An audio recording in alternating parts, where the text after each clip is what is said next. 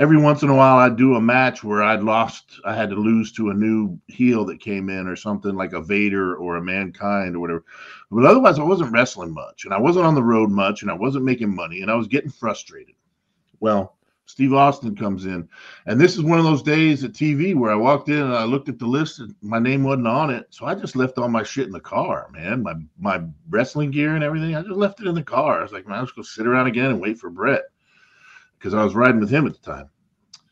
Well, at the last second, I want to say it was Bruce Pritchard came running up. He goes, "Get your gear. You're going to wrestle the new guy, Steve Austin."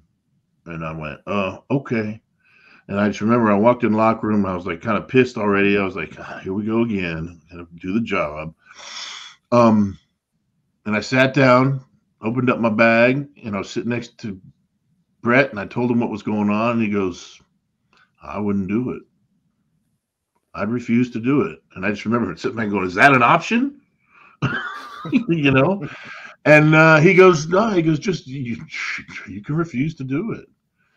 And I went, okay. So I went and walked into Vince's office, and he wasn't there, but Bruce was there. And I sat down and I go, look, I need to know what the hell you guys want me to do, because obviously I'm not doing it right now, because the way you're using me is garbage, and I'm not making any money, and I'm struggling to make a living at all.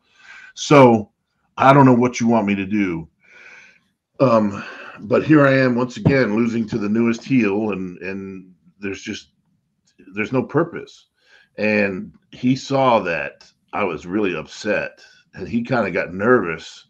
And I think he also realized that my 2-year contract was almost over.